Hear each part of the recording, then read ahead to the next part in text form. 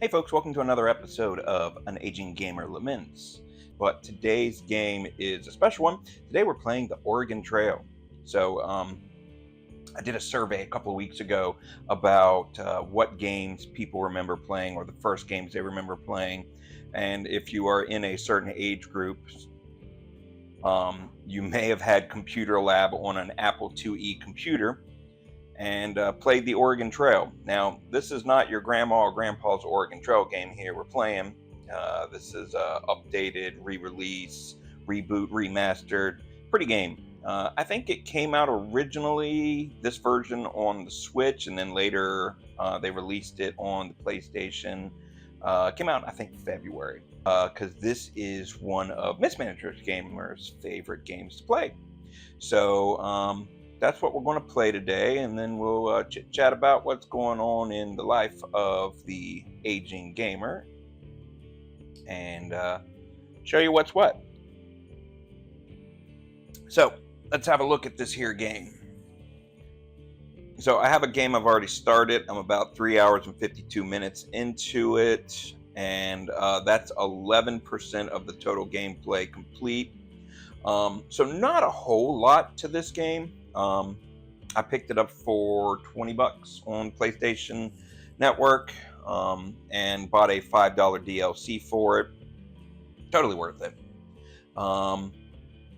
She has been playing it pretty much nonstop when I'm here. Well, I mean, when I'm not here, and also when I am here. I'm not sure how far her save point is, but she's a lot farther along than I am.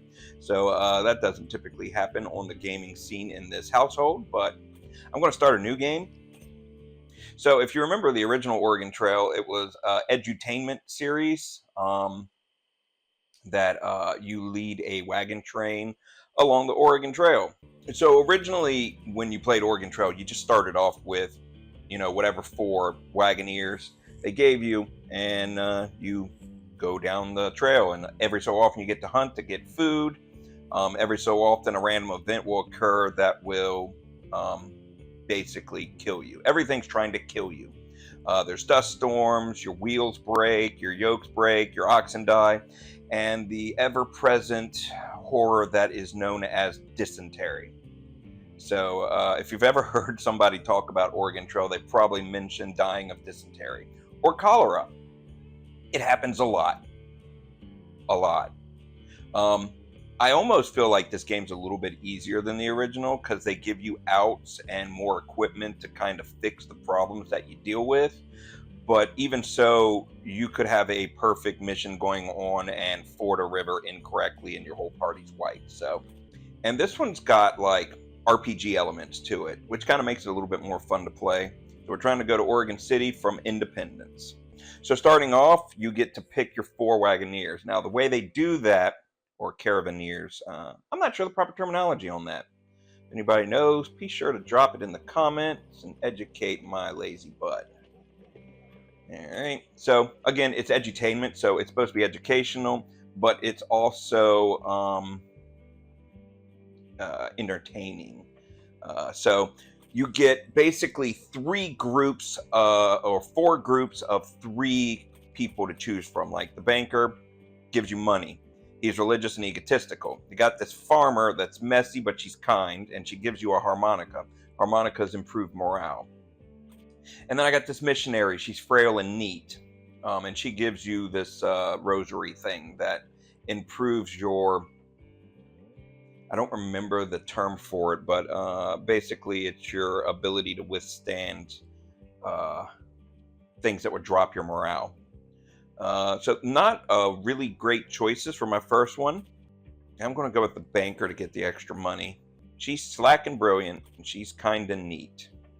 And I get a guidebook with her, so we're going to get the adventurer here. All right, here we have a neat athletic missionary. A frail heroic. Yeah, take the missionary. And here we have 3 farmers. We got a whole lot of religious people going on this trip here. All right, and you can change their names if you want. But honestly, it's like living on a farm and naming a pig you're going to have to slaughter. not a good choice. You don't want to get too attached to any of them. And you can buy different wagons. So I've never done this before, but you can actually start off with this better wagon. It's got more oxen and more room. So I start off with 650 gold. You automatically have to spend however much on the wagon starting out. We got food, we got ammo, we got medicine. I don't have enough to afford clothes. All right, so we're taking a super gamble here. I'm going to spend everything but $1. All right, so I have all this extra space, but I got just the necessities. So if people get dirty, I won't have clothes to change into. And if they get tired, I won't have coffee to use. And when you get to towns, there's people to talk to. You can get different quests. This guy wants you to talk to some chick named Ava, which I've done in pretty much every quest line. You're basically playing matchmaker here, which is awesome. Some of them just talk about history. So you always want to talk to people, see if they give you anything. Religious, egotistical, kind, neat, athletic, religious, heroic. So you see over here, there's traits that they have: loyalty, attitude, composure, and wit. And then shooting, carpentry, wayfinding, and medical. So as you do these skill checks with talking to people, you can build their attitude and their wit to haggle. But you don't know what they start with until you actually use it. So we're going to go with Wilma on this one. See how Wilma does. And she managed to do it. Because a lot of it is you watching your guys walk across the screen. But yeah, it'll distract you and lull you into thinking you're just watching them walk. And then all of a sudden, hey, somebody's trying to rob you. What do? Shoot him, beat him, run away, etc. so forth. So for the most part, most of the path is a straight line. But as you get farther in the game, it starts to branch and give you more choices about what you want to do. And it just gets harder as you go along. So we're heading to a river crossing. And that's really, in my opinion, probably the most dangerous thing in this game. Because you can take a ferry, you can ford the river, or you can just try to go straight through it. So it's dangerous. You can get washed down, lose your entire crew in one round, or half your stuff, damage your wagon so you can't carry a lot, etc. so forth. So... and they give you rewards for making it through that particular leg of the journey without anything bad happening to you. So you got different branches here and go to, and starting out, you won't know what any of those are. Oh, and you get to set your pace too. So I have plenty of food, so we're going to do filling, and we're going to go at a grueling pace because I have extra oxen. So we'll see how that goes. And I haggled for that coffee. All right, here we go. Spirits are high. Everyone's in peak physical condition. Like in this situation, there's a wounded jackrabbit limping amidst the grass off the trail. So you're given choices sometimes to do things that aren't... I mean, they might be good for your crew, but they may not be... they're morally ambiguous. Like stealing turtle eggs so you get more food will make people angry because they don't want to kill turtle babies. Whatever. You're hungry, you got to eat, right? So swift gunshot will put it out of its misery. Who's going to take the shot? So you can look at your crew and kind of guess. So he's religious and egotistical. She's an adventurer. She's kind of neat. Adventurer, you would think, have a good firing, or a farmer might be good at firing and shooting because they got to survive. So we already know a little bit about Wilma. We got her wit and her wayfinding. Normally you don't have high stats in everything, so if you have a higher stat, which in my opinion 3 is a pretty good starting stat in something, so we're going to go with Charles. We'll see how Charles does. So far, Mismanagement Gamer says she hasn't hit a single one of these. Doesn't matter how high it is, they never hit. So, let's go.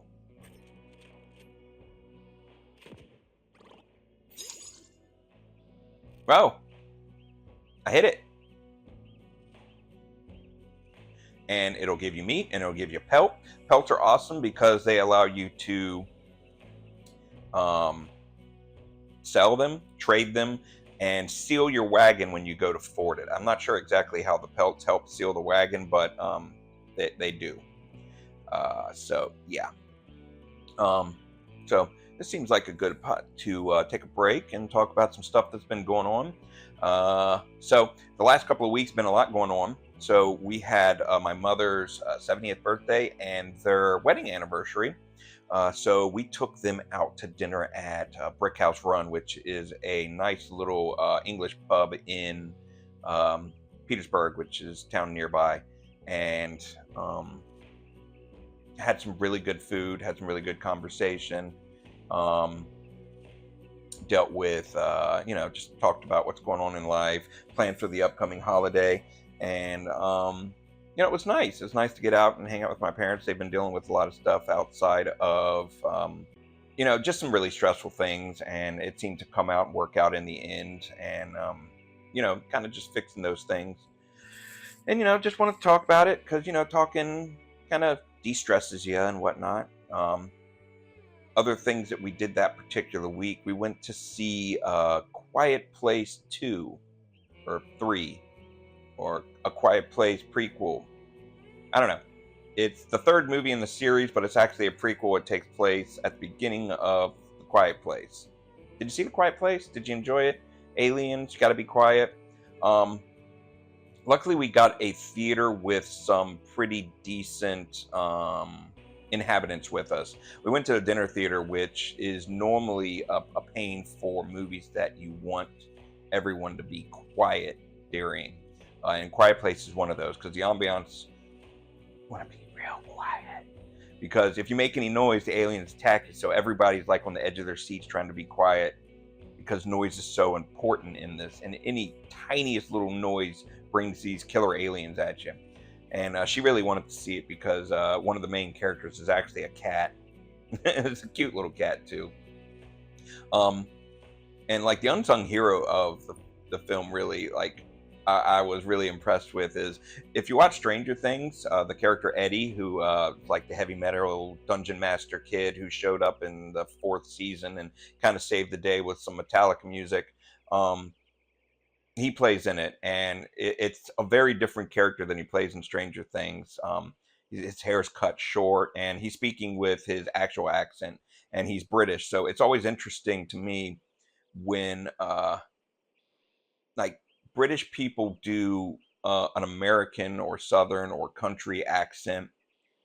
It's always so much better than when an American tries to do a British accent. We always sound horrible, and they sound like they've been speaking that way forever.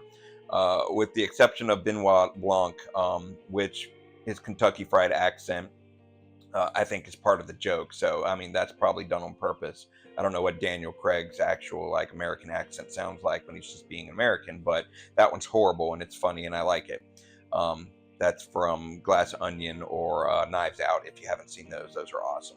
So, Quiet Place, great film. The pacing's good. I felt that it's more like Aliens, and the first film was more like Alien. Alien is suspenseful, and there's like one that you're worried about. This one, there's like an army of aliens, just like body count massacring tons and tons of people. So a little more action packed, a little less suspense. Still suspenseful, still good film. Enjoyed watching it. So that was the week before last. Last week was the week of 4th of July.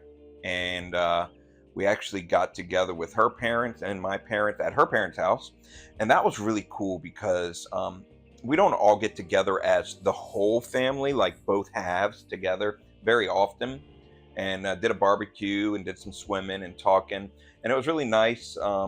Like my parents and her parents sitting and talking about growing up and things they ate and things they did and chores, and me and Miss Management Gamer just kind of sat there and listened, and it's always fun to hear them reminisce, and I don't know, I just really enjoyed it, and it was nice.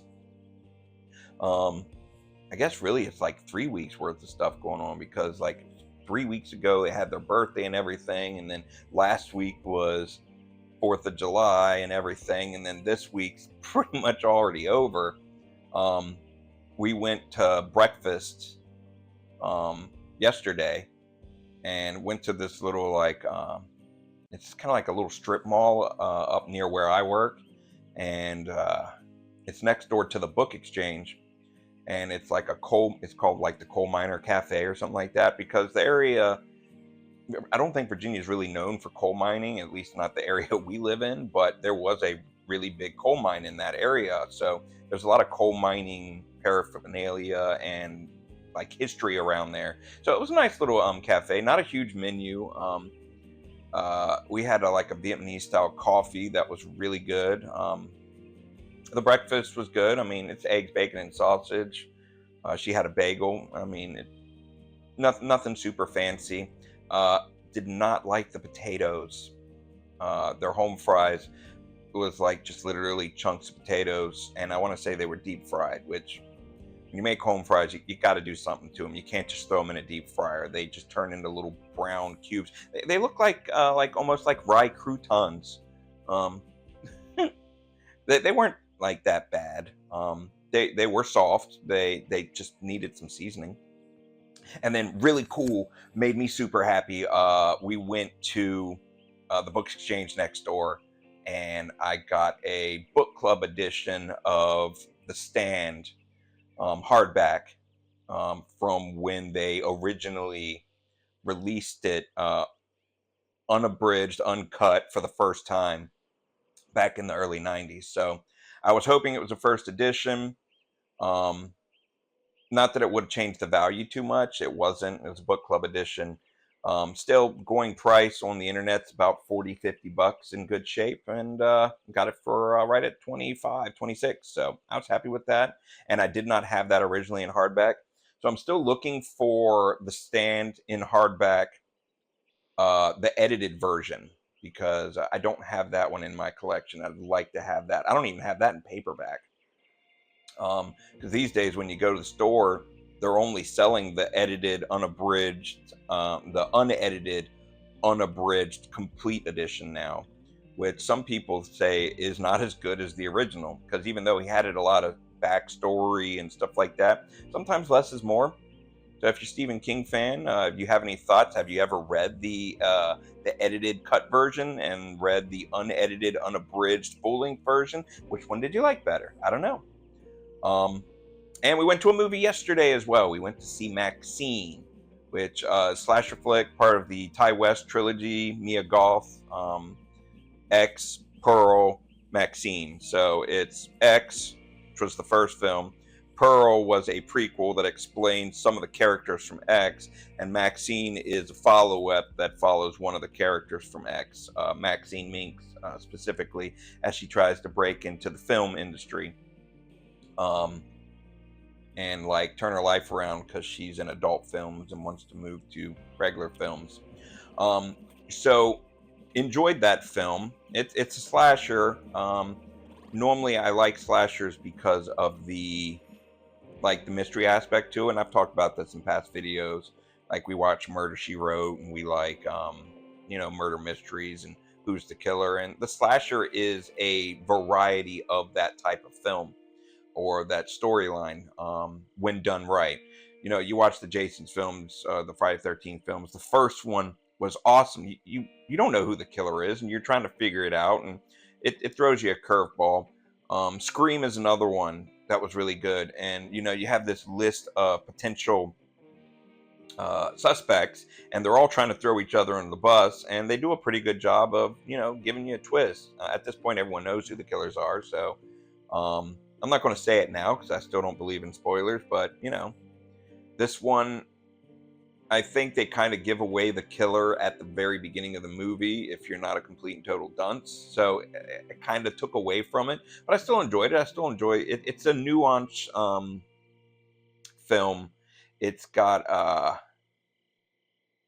the storyline. It's for a certain type of movie watcher. It's not for everybody. So I still suggest going to see it. It may be a home video rental if you're not a huge slasher fan. but it dealt with stuff going on in the 80s, and having grown up in the 80s, I vaguely remember the news reports about the Night Stalker, and the news reports about how movies and music and later and Dungeons and Dragons were affecting people, and the religious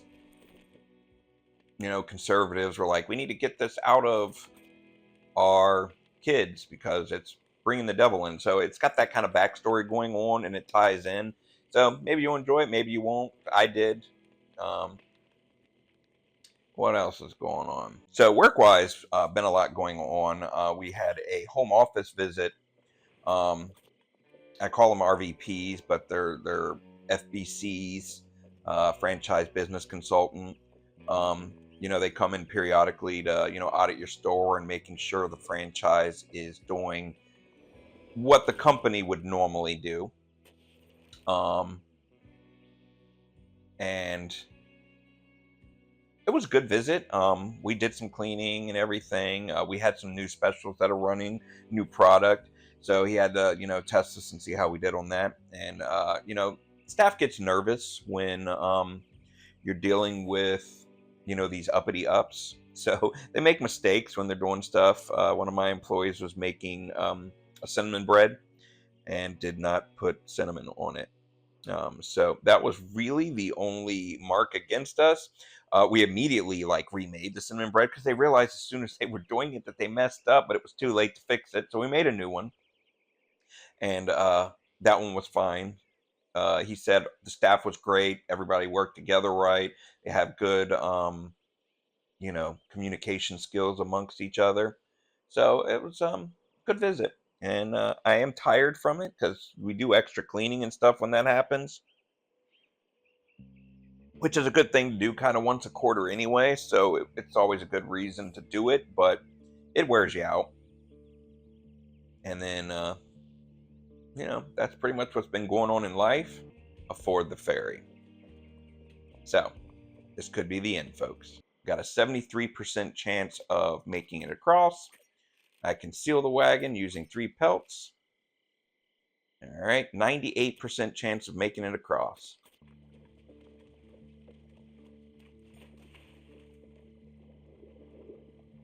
It's